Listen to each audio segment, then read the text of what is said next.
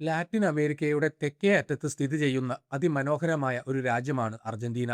ലോകമെമ്പാടുമുള്ള ദശലക്ഷക്കണക്കിന് ആളുകൾക്ക് അർജന്റീന എന്നാൽ ഫുട്ബോളാണ്.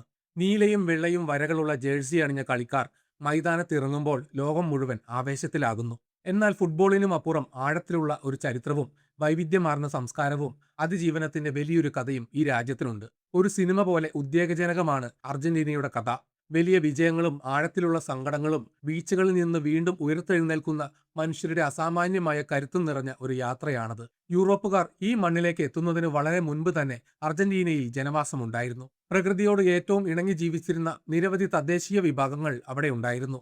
അവർ കൃഷി ചെയ്തും മൃഗങ്ങളെ വേട്ടയാടിയും സമാധാനത്തോടെ ജീവിച്ചു. എന്നാൽ 16-ാം നൂറ്റാണ്ടോടെ ഈ നാടിന്റെ വിധി മാറി മറിഞ്ഞു. സ്വർണവും വെള്ളിയും തേടി യൂറോപ്പിൽ നിന്നും, പ്രത്യേകിച്ച് സ്പെയിനിൽ നിന്നും ധാരാളം ആളുകൾ അവിടേക്ക് വരാൻ തുടങ്ങി. അവർ ഈ നാടിന് അർജന്റീന എന്ന് പേരിട്ടു.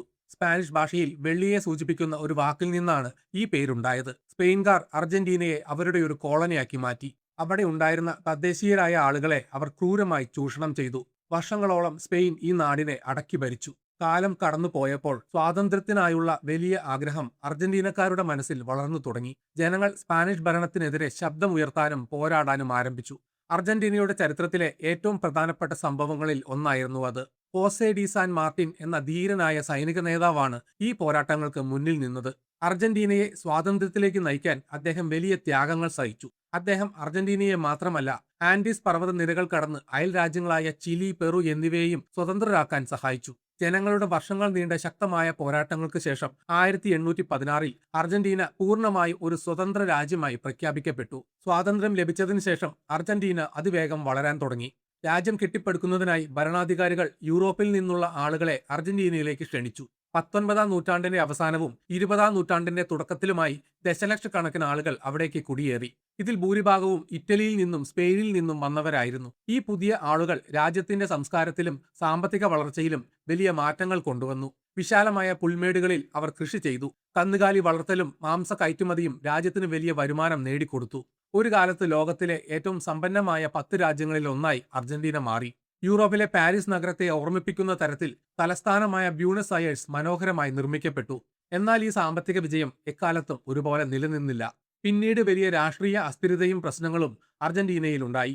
1940-കളിൽ ജുവാൻ പെറോൺ എന്ന നേതാവ് അധികാരത്തിൽ വന്നു. അർജന്റീനയുടെ ചരിത്രത്തിൽ ഏറ്റവും കൂടുതൽ സ്വാധീനം ചെലുത്തിയ ഭരണാധികാരികളിൽ ഒരാളായിരുന്നു അദ്ദേഹം. അദ്ദേഹവും ഭാര്യ ഇവാ പെറോണും തൊഴിലാളികൾക്കും സാധാരണക്കാർക്കും ഇടയിൽ വലിയ പിന്തുണ നേടി. എവിറ്റ എന്ന് സ്നേഹത്തോടെ വിളിക്കപ്പെട്ട ഇവാ പെറോൺ പാവപ്പെട്ടവർക്ക് വേണ്ടി പല ക്ഷേമ പദ്ധതികളും നടപ്പിലാക്കി. ജനങ്ങൾ അവരെ ജീവന് തുല്യം സ്നേഹിച്ചു.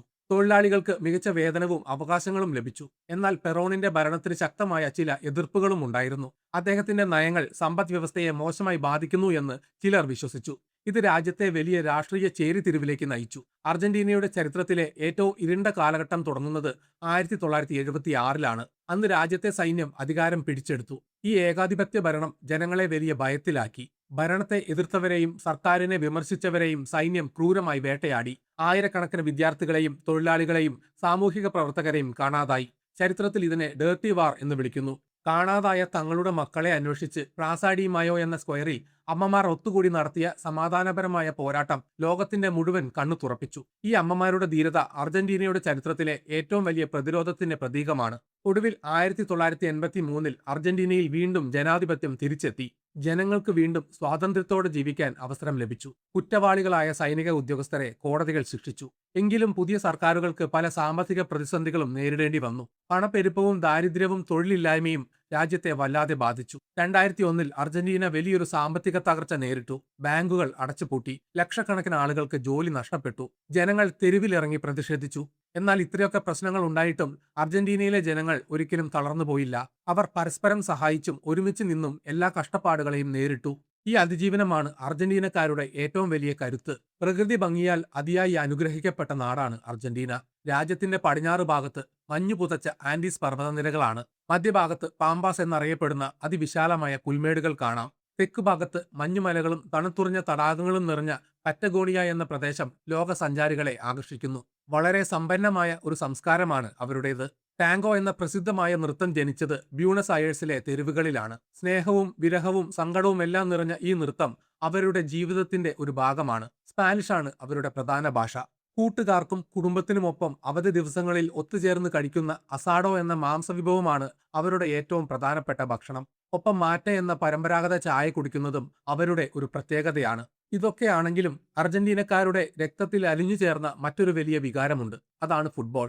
അർജന്റീനക്കാർക്ക് ഫുട്ബോൾ വെറും ഒരു കളി മാത്രമല്ല, അതൊരു മതമാണ്, അവരുടെ ജീവിതമാണ്. രാജ്യത്തെ ദാരിദ്ര്യവും സാമ്പത്തിക പ്രശ്നങ്ങളും പണപ്പെരുപ്പവും ജനങ്ങൾ മറക്കുന്നത് ഫുട്ബോളിലൂടെയാണ്. രാജ്യത്ത് എവിടെ നോക്കിയാലും ഫുട്ബോൾ കളിക്കുന്ന കുട്ടികളെ കാണാം. ബോക്ക ജൂനിയേഴ്സ്, റിവർ പ്ലേറ്റ് തുടങ്ങിയ പ്രാദേശിക ക്ലബ്ബുകൾ തമ്മിലുള്ള മത്സരങ്ങൾ അവർക്ക് വലിയ ഉത്സവങ്ങളാണ്. ഈ രണ്ട് ടീമുകളും തമ്മിൽ ഏറ്റുമുട്ടുന്ന സൂപ്പർ ക്ലാസിക്കോ ലോകത്തിലെ ഏറ്റവും ആവേശം നിറഞ്ഞ കായിക പോരാട്ടങ്ങളിൽ ഒന്നാണ്. ഫുട്ബോൾ അർജന്റീനക്കാരെ ജാതിക്കും മതത്തിനും സാമ്പത്തിക വ്യത്യാസങ്ങൾക്കും അപ്പുറം ഒന്നിപ്പിക്കുന്ന ഒരു വലിയ ശക്തിയാണ്.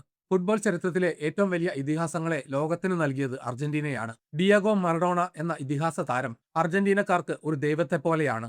1986 മെക്സിക്കോയിൽ നടന്ന ലോകകപ്പിൽ മറഡോണ തന്റെ ഒറ്റയാൾ പ്രകടനത്തിലൂടെ അർജന്റീനയ്ക്ക് ലോകകപ്പ് നേടിക്കൊടുത്തു. ഒരു രാജ്യത്തിന്റെ മുഴുവൻ പ്രതീക്ഷകളും ചുമലിലേറ്റിയാണ് അദ്ദേഹം കളിച്ചത്. പിന്നീട് വർഷങ്ങൾക്ക് ശേഷം ലയണൽ മെസ്സി എന്ന കൊച്ചു മനുഷ്യൻ ലോകമെമ്പാടും അർജന്റീനയുടെ പ്രശസ്തി വീണ്ടും വർദ്ധിപ്പിച്ചു. കോപ്പ അമേരിക്ക വിജയങ്ങളും 2022 ഖത്തർ ലോകകപ്പ് വിജയവും അർജന്റീനക്കാരെ ആവേശത്തിന്റെ കൊടുമുടിയിലെത്തിച്ചു. 36 വർഷത്തെ കാത്തിരിപ്പിന് ശേഷം ലോകകപ്പ് ഉയർത്തിയപ്പോൾ അർജന്റീനയിലെ ദശലക്ഷക്കണക്കിന് ആളുകൾ തെരുവിലിറങ്ങി സന്തോഷത്താൽ കരഞ്ഞു. ഈ വിജയം അവരെ സംബന്ധിച്ചിടത്തോളം കേവലം ഒരു കായിക വിജയമായിരുന്നില്ല, മറിച്ച് ലോകത്തിന്റെ മുന്നിൽ അവർ അർഹിക്കുന്ന അംഗീകാരമായിരുന്നു. ഇപ്പോൾ കായിക ലോകത്തിന്റെ മുഴുവൻ ശ്രദ്ധയും 2026 ഫിഫ ലോകകപ്പിലാണ്. അമേരിക്കയിലും മെക്സിക്കോയിലും കാനഡയിലുമായി നടക്കുന്ന ഈ ടൂർണമെന്റിലും അർജന്റീന അതിഗംഭീരമായ പ്രകടനമാണ് കാഴ്ചവെച്ചത്. ലോകമെമ്പാടുമുള്ള ആരാധകരെ ആവേശഭരിതരാക്കുന്ന ഒരു യാത്രയായിരുന്നു ഇത്. ഗ്രൂപ്പ് ജെയിലാണ് അർജന്റീന കളിച്ചത്. ആദ്യ മത്സരങ്ങളിൽ അൾജീരിയയെ 3-0 ഓസ്ട്രിയയെ 2-0 അവർ തകർത്തു. മൂന്നാമത്തെ മത്സരത്തിൽ ജോർദാനെതിരെ 3-1 എന്ന സ്കോറിനും വിജയിച്ച് അവർ അനായാസം അടുത്ത ഘട്ടത്തിലേക്ക് കടന്നു. നോക്കൌട്ട് റൗണ്ടുകളിൽ അർജന്റീന കൂടുതൽ കരുത്താർജിക്കുന്നതാണ് ലോകം കണ്ടത്. റൗണ്ട് ഓഫ് 32-ൽ കേപ്പ് വെർഡയെ 3-2 എന്ന സ്കോറിനാണ് അവർ പരാജയപ്പെടുത്തിയത്. വളരെ കടുത്ത മത്സരമായിരുന്നു അത്. തുടർന്ന് റൗണ്ട് ഓഫ് 16-ൽ ഈജിപ്തിനെ നേരിട്ട അർജന്റീന അവിടെയും 3-2 എന്ന സ്കോറിന് ആവേശകരമായ വിജയം നേടി. ക്വാർട്ടർ ഫൈനലിൽ യൂറോപ്യൻ കരുത്തരായ സ്വിറ്റ്സർലൻഡ് ആയിരുന്നു എതിരാളികൾ. എന്നാൽ സ്വിസ് പ്രതിരോധത്തെ തകർത്തെറിഞ്ഞ് അർജന്റീന 3-1 എന്ന സ്കോറിന് ആധികാരികമായ വിജയം സ്വന്തമാക്കി. സെമി ഫൈനലിൽ അതിശക്തരായ ഇംഗ്ലണ്ടിനെയാണ് അവർക്ക് നേരിടേണ്ടി വന്നത്. വളരെ ഉദ്വേഗജനകമായ ആ മത്സരത്തിന്റെ ആദ്യ പകുതിയിൽ ഗോളുകളൊന്നും പിറന്നില്ല. എന്നാൽ 55-ാം മിനിറ്റിൽ ആന്റണി ഗോർഡണിലൂടെ ഇംഗ്ലണ്ട് ആദ്യ ഗോൾ നേടി അർജന്റീനയെ ഞെട്ടിച്ചു. തോൽവി ഉറപ്പിച്ച നിമിഷങ്ങളിൽ നിന്ന് ഫീനിക്സ് പക്ഷിയെപ്പോലെ പറന്നുയർന്ന അർജന്റീനയാണ് പിന്നീട് കണ്ടത്. കളിയുടെ 85-ാം മിനിറ്റിൽ എൻസോ ഫെർണാണ്ടസ് നേടിയ മികച്ചൊരു ഗോളിലൂടെ അർജന്റീന സമനില പിടിച്ചു. മത്സരം എക്സ്ട്രാ ടൈമിലേക്ക് പോകുമെന്ന് എല്ലാവരും കരുതിയ നിമിഷം, കൃത്യമായി പറഞ്ഞാൽ 90-ാം മിനിറ്റിൽ അർജന്റീനയുടെ എക്കാലത്തെയും മികച്ച സ്ട്രൈക്കർമാരിൽ ഒരാളായ ലൗട്ടാരോ മാർട്ടിനസ് വിജയ ഗോൾ നേടി. ഇംഗ്ലണ്ടിനെ 2-1 പരാജയപ്പെടുത്തി അർജന്റീന രാജകീയമായി ലോകകപ്പ് ഫൈനലിലേക്ക് മാർച്ച് ചെയ്തു. ഇനി കാത്തിരിപ്പിന്റെ മണിക്കൂറുകളാണ്. 2026 ജൂലൈ 19-ന് ന്യൂയോർക്ക് ന്യൂജേഴ്സി സ്റ്റേഡിയത്തിൽ നടക്കുന്ന ഫൈനലിൽ കരുത്തരായ സ്പെയിനാണ് അർജന്റീനയുടെ എതിരാളികൾ. ഇത് ഫുട്ബോൾ ആരാധകർ കാത്തിരുന്ന ഒരു സ്വപ്ന ഫൈനൽ കൂടിയാണ്. യൂറോപ്പിലെ ഏറ്റവും മികച്ച ടീമും തെക്കേ അമേരിക്കയിലെ ഏറ്റവും മികച്ച ടീമും തമ്മിലുള്ള ഒരു തീപാറും പോരാട്ടം. തുടർച്ചയായ 2ാം ലോകകപ്പ് കിരീടം നേടാൻ അർജന്റീന തയ്യാറെടുക്കുമ്പോൾ അവരുടെ രാജ്യത്തെ ഓരോ വീടുകളും തെരുവുകളും ഇതിനകം തന്നെ ഉത്സവ ലഹരിയിലാണ്. സാമ്പത്തിക ബുദ്ധിമുട്ടുകൾക്കിടയിലും തങ്ങളുടെ ടീമിന്റെ ഓരോ മുന്നേറ്റവും അവർ ആഘോഷിക്കുകയാണ്. പുതിയൊരു ചരിത്രം കുറിക്കാൻ തങ്ങളുടെ കളിക്കാർക്ക് കഴിയുമെന്ന പൂർണ്ണ വിശ്വാസത്തിലാണ് ഓരോ അർജന്റീനക്കാരനും. അർജന്റീന വെറും ഒരു രാജ്യമല്ല, പരാജയങ്ങളിൽ തളരാതെ വീണ്ടും എഴുന്നേൽക്കാൻ ലോകത്തെ പഠിപ്പിക്കുന്ന ഒരു വലിയ പാഠപുസ്തകമാണ്. കടുത്ത സാമ്പത്തിക പ്രതിസന്ധികളോ വലിയ രാഷ്ട്രീയ പ്രശ്നങ്ങളോ അവരുടെ മുഖത്തെ പുഞ്ചിരി മായ്ക്കുന്നില്ല. പ്രതിസന്ധികളെ പാടിയും ആടിയും കളിച്ചും നേരിടുന്നവരാണിവർ. ഫുട്ബോൾ മൈതാനത്ത് അവസാന നിമിഷം വരെ പൊരുതി ജയിക്കുന്ന തങ്ങളുടെ ടീമിനെ പോലെയാണ് അർജന്റീനയിലെ സാധാരണ മനുഷ്യരും. ജീവിതത്തിലെ ബുദ്ധിമുട്ടുകൾക്ക് മുന്നിൽ അവർ തോറ്റുകൊടുക്കാറില്ല. ആ അർപ്പണബോധവും അതിജീവനത്തിനായുള്ള അവരുടെ കരുത്തും ലോകമെമ്പാടുമുള്ള കോടിക്കണക്കിന് ആളുകൾക്ക് ഇന്നും ഒരു വലിയ പ്രചോദനമായി നിലനിൽക്കുന്നു.